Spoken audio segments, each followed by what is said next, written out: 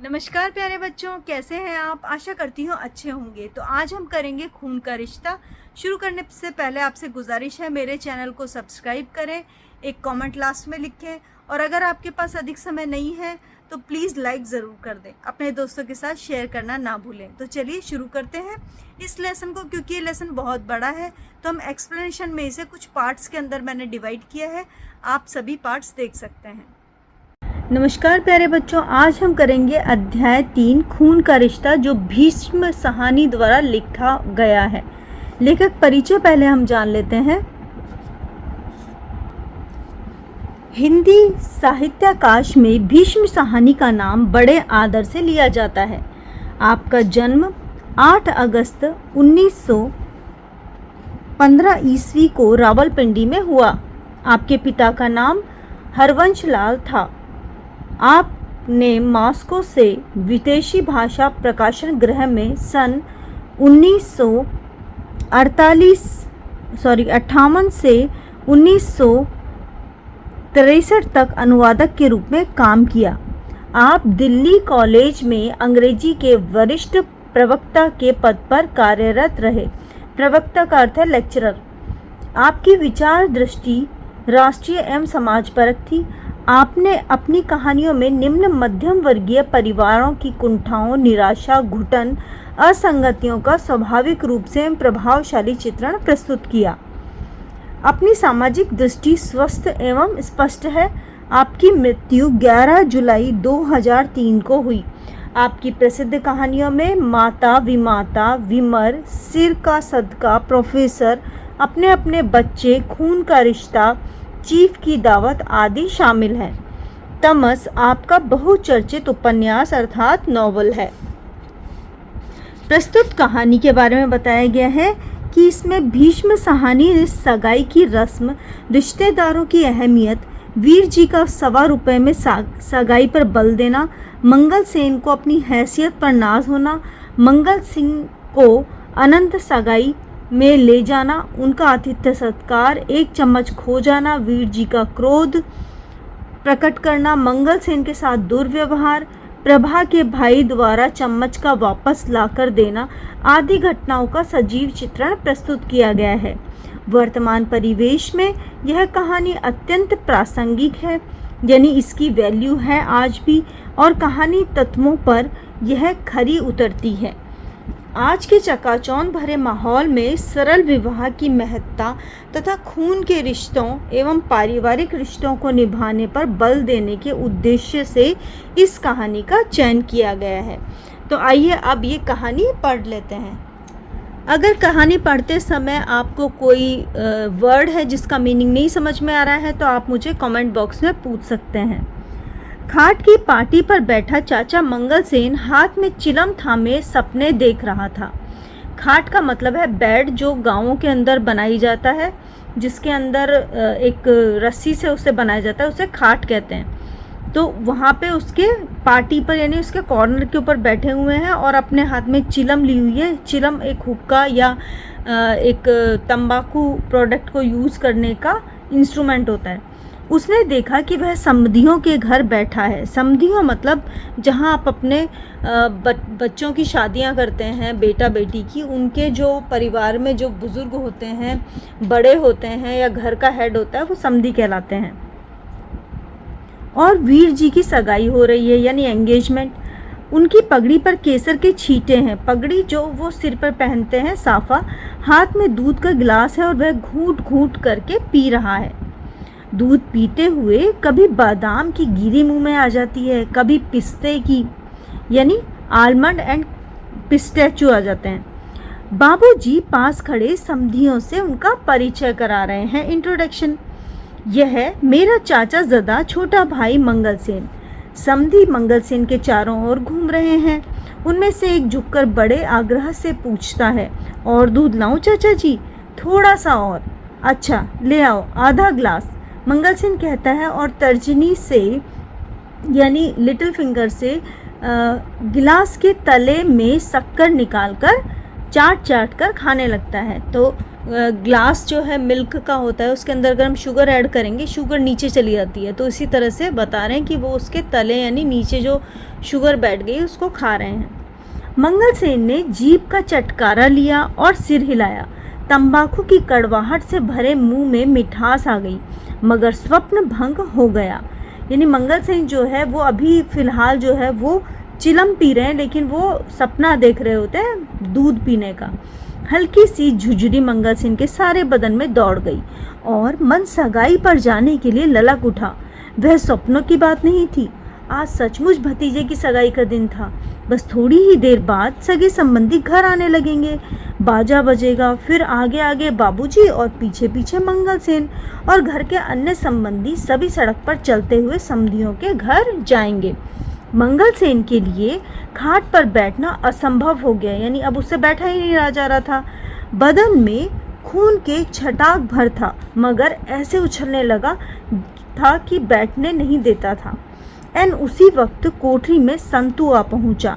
खाट पर बैठकर मंगलसेन के हाथ से चिलम लेते हुए बोला, तुम्हें सगाई पर नहीं ले जाएंगे चाचा। चाचा संतू जो है वो उनका नौकर है। चाचा मंगलसेन के बदन में सिर से पांव तक लर्जिश हुई, पर यह सोचकर कि संतू खिलवाड़ कर रहा है, यानी हंसी मजाक कर रहा है, बोले, बड़ों के साथ मजाक नहीं करते, कई बार कहा है। मुझे नहीं ले जाएंगे तो क्या तुम्हें लेकर जाएंगे? किसी को भी नहीं ले जाएंगे। वीर जी कहते हैं कि सगाई डलवाने सिर्फ बाबूजी जाएंगे, यानी एंगेजमेंट करने के लिए पूरा परिवार नहीं जाएगा, केवल उनके फादर जाकर एंगेजमेंट करवाएंगे। वीर जी आए हैं।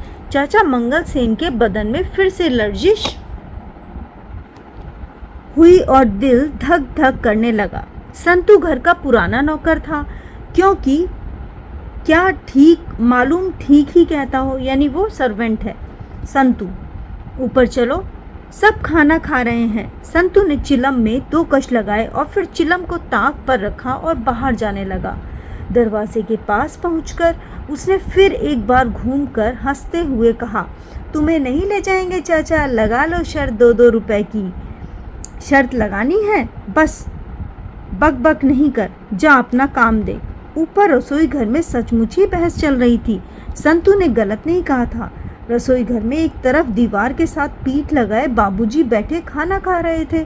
चौके के एंड बीच में वीरजी और मनोरमा भाई बहन एक साथ एक ही थाली में खा रहे थे।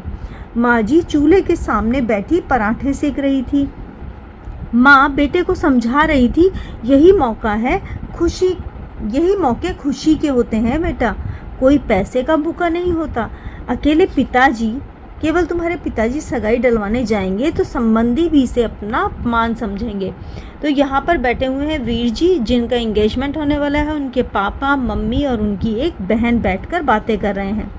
मैंने कह दिया माँ, मेरी सगाई 1.25 रुपये से होगी, यानी 1 रुपी 25 पैसे से, और केवल बाबूजी सगाई डलवाने जाएंगे। जो मंजूर नहीं है तो अभी से। बस आगे कुछ मत कहना, माँ ने झट से टोकते हुए कहा, और फिर शुद्ध यानी गुस्सा होकर बोली, जो तुम्हारे मन में आए करो, आजकल कौन किसकी सुनता है। छोटा सा परिवार और इसमें भी कभी कोई काम ढंग से नहीं हुआ। मुझे तो पहले ही मालूम था तुम अपनी करोगे।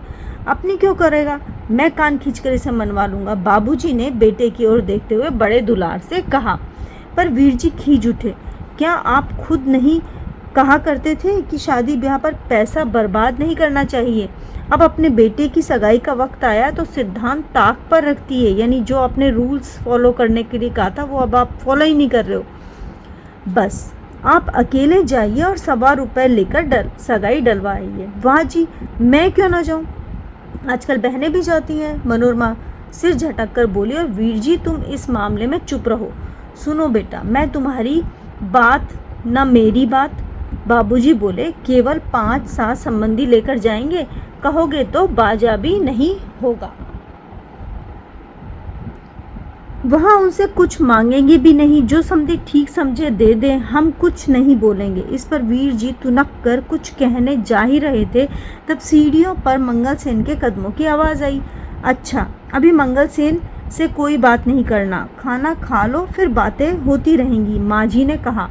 50 बरस की उम्र में मंगलसेन के बदन से सभी चूल्हे ढीले पड़ गए थे, यानी उनके जो जॉइंट्स थे वो ढीले हो गए थे। अब चलता तो उचक उचक कर हिचकोले खाता और सीढ़ियाँ चढ़ता तो पाँव घसीटकर बार बार छड़ी ठोकता हुआ। जब भी वह सड़क पर जा रहा होता, मोड़ पर का साइकिल वाला दुकानदार हमेशा मंगल सेन से मजाक करके कहता, आओ मंगल सेन जी, पेच कसते हैं। मंगल सेन और जवाब में मंगल सेन हमेशा उसे छड़ी दिखाकर कहता, अपने से बड़ों के साथ मजाक नहीं करते हैं, तू अपनी हैसियत तो देख। मंगल सेन को अपनी हैसियत पर बड़ा नाज था। किसी ज़माने में फ़ौज में रह चुके थे, आर्मी में, इस कारण अब भी सिर पर खाकी पगड़ी पहने थे। खाकी रंग की सरकारी रंग है। पटवारी से लेकर बड़े बड़े इंस्पेक्टर तक सभी खाकी पगड़ी पहनते हैं। इस पर ऊंचा खानदान और शहर के धनी मानी भाइयों के घर में रहना ऐठता नहीं तो क्या करता। दहलीज पर पहुंचकर मंगल सेन ने अंदर झाँका। खिचड़ी मूछें, रास्ता सस्ता तंबाकू पीते रहने के कारण पीली पड़ गई थी। घनी भौहों के बीच यानी आईब्रोज के बीच में दाईं आंख कुछ ज़्यादा खुली हुई थी और बाईं आंख कुछ ज़्यादा सिकुड़ी हुई थी। सामने के तीन दांत गायब थे। भौजाई जी, आप रोटी सेक रही हैं नौकरों के होते हुए। आओ मंगल सेन जी, आओ, ज़रा देखो तो यहाँ कौन बैठा है। नमस्ते चाचा जी, वीर जी ने बैठे बैठे कहा।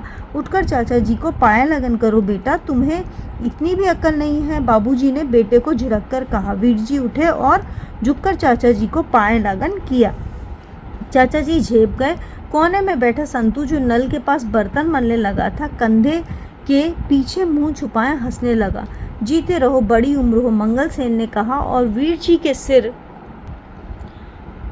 पर इस गंभीरता से हाथ फेरा कि वीर जी के बाल बिखर गए। मनोरमा खिलखिलाकर हंसने लगी, यानी बहुत जोर से हंसने लगी। सगाई वाले दिन वीर जी खुद आ गए। वाह वाह, बैठ जा मंगल सेन, बहुत बातें नहीं करते, बाबूजी बोले। आप मेरी जगह बैठ जाइए चाचा जी, मैं दूसरी चटाई ले आऊँगा, वीर जी ने कहा। 2 मिनट खड़ा रहेगा तो मंगल सेन की टांगें नहीं टूट जाएंगी, बाबूजी बोले। यह खुद भी चटाई पकड़ सकता है। जाओ मंगल सेन, ज़रा टांगे हिलाओ और अपने लिए चटाई उठा लाओ। चटाई जो है उस पर बैठा जाता है, बैठने के लिए यूज़ होती है। माँ जी ने दांत तले होठ दबाया और घूर कर बाबूजी की ओर देखने लगी। नौकरों के सामने तो मंगल सेन के साथ इस तरह रुखाई से नहीं बोलना चाहिए, आखिर तो खून का रिश्ता है, कुछ लिहाज करना चाहिए। मंगल सेन छज्जे से चटाई उठाने लगा। छज्जा मतलब कार्निस। दरवाजे के पास पहुंचकर नौकर की पीठ के पीछे से गुजरने लगा तो संतू ने हंसकर कहा, वहाँ नहीं है चाचा जी, मैं देता हूँ, ठहरो, एक बर्तन रह गया है, मल कर उठता हूँ। संतू निश्चिंत बैठा, कंधों के बीच में सिर झुकाए बर्तन मलता रहा। मनोरमा घुटने के ऊपर अपनी ठोड़ी रखी हुई थी, यानी चिन्ह, दोनों हाथों से अपने पैरों की उंगलियां मलती हुई दोनों कोई वार्ता सुनने लगी। दुकानदारों की टांगे कितनी छोटी होती हैं भैया, क्या तुमने कभी देखा है? अपने भाई की ओर कनखियों से देखकर हंसती हुई बोली। जितनी देर वे गद्दी पर बैठे रहते हैं उतना ठीक है, पर जब उठते हैं तो सहसा छोटे हो जाते हैं। इतने छोटी छोटी टांगे। आज मैं एक दुकानदार पर सूटकेस लेने गई थी, यानी लगेज। उठो संतू, चटाई ला दो, हर वक्त का मजाक अच्छा नहीं है, चाचा मंगल सेन ने संतू से आग्रह करने लगे। वहाँ खड़े क्या कर रहे हो मंगल सेन, चलो इधर आओ। उठ संतू, चटाई ले आ, सुनता नहीं तू, इसे कोई बात कहो तो कान में दबा जाता है, माँ बोली। संतू की पीठ पर चाबुक पड़ी। उसी वक्त उठा और जाकर चटाई लाया। माँ जी ने चूल्हे के पास दीवार के साथ रखी 2 थालियों में से एक थाली उठाकर मंगल सेन के सामने रख दी। मैले रुमाल से हाथ पोंछते हुए मंगल सेन चटाई पर बैठ गया। थाली में आज 3 भाजियां यानी सब्जियां थी, वेजिटेबल थी। चपातियां खूब गरम गरम थी। सहसा बाबूजी ने मंगल सेन से पूछा, आज रामदास के पास गए थे, किराया दिया उसने या नहीं? मंगल सेन खुशी में था, उसी तरह चहककर बोला, बाबूजी वह अफीमची कभी घर पर मिलता ही नहीं, कभी नहीं। आज घर पर था ही नहीं। एक थप्पड़ मैं तेरे मुंह पर लगाऊंगा। तुमने क्या मुझे बच्चा समझ रखा है? रसोई घर में सहसा सन्नाटा छा गया। माँ ने होठ भींच लिए। मंगल सेन की पुलकन सिहरन में बदल गई, यानी डर में बदल गई। उसने दायां गाल हिलने लगा और जैसे चपेट पड़ने पर सचमुच हिलने लगता है, यानी थप्पड़ पड़ने पर। 6 महीने का किराया उस पर चढ़ गया। और तू क्या करता रहता है? नुक्कड़ में बैठे संतू ने हाथ बर्तनों को मलते मलते रुक गए। भाई बहन फर्श की ओर देखने लगे। हाय बेचारा, मनोरमा ने मन ही मन कहा और अपने पैरों की उंगलियों की ओर देखने लगी।